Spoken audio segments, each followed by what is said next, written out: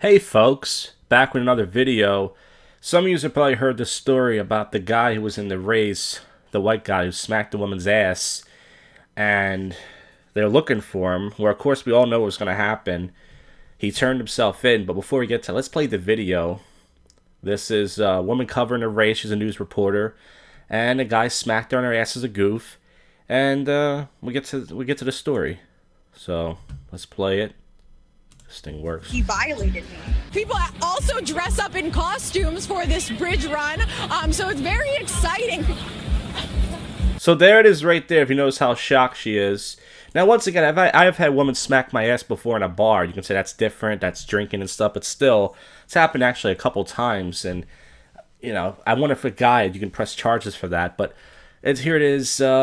The guy's name's Thomas Calloway, 43 years old. He was arrested 5 p.m., which is yesterday, and he was released on $1,300 bail. He was charged of sexual battery for that. Now, I'm not going to say what this guy did was right. Obviously, what he did was wrong.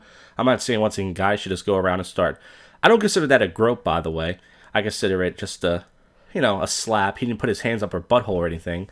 But once again, I'm not saying guys should just go up and just, do that. It was obviously morally wrong. But to sit there and act like, once again, he's some, predator, he's some rapist for doing that, that's the part that's ridiculous. He turned himself in. Now, I have a different take than this than most people. I know some of you are going to call me a racist, but if this guy was black, I guarantee, okay? I guarantee she would have pressed charges. Now, you might say, why? Because she doesn't want to get known as a racist. And I was listening to this podcast recently, this comedy podcast, and this unfunny white whore on there, which most of them are, if not all of them, was talking about this.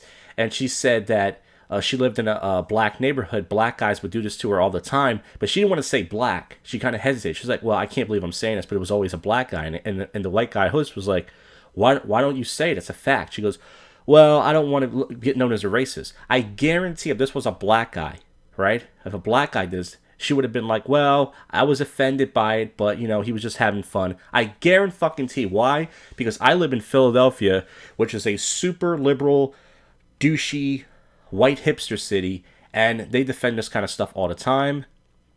So once again, the guy is released at least, and of course she's going to say she felt violated. And to the guy who smacked my butt, you violated, objectified, and embarrassed me. Hey guys, you know who objectifies women the most? You might say men themselves. Women actually objectify themselves the most by going out to bars, dressing like whores, acting like strippers, trying to be the bad girl. They pretty much objectify themselves for the most part. But once again, we're always the bad guys. It says, no woman should ever have to put up with this at work or anywhere. Do better. She sounds like a mother. Doesn't she sound like your mother? Do better. No woman should have to. Once again, I've seen girls just smack guys' asses in bars. I've seen girls just grow up to guys and pinch their nipples. You could say they're being drunk or they're having fun, but I think that's sexual. If a woman ever does it to me in a bar, I'm calling the cops. Let's see what that happens. Guarantee the cops will go, hey man, what's the problem?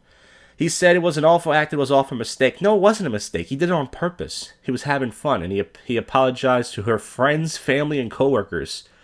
I feel awful, embarrassed, and ashamed, he said. That's not right. No, it actually is right, because you were just having fun once again. So, sexual battery is the misdemeanor in Georgia, punishable by up to a year in jail. So this guy, he's released, but who knows. But this is why you should not give these whores any attention. Even this pale, fucking flat butt, ugly white girl, which there's tons of those.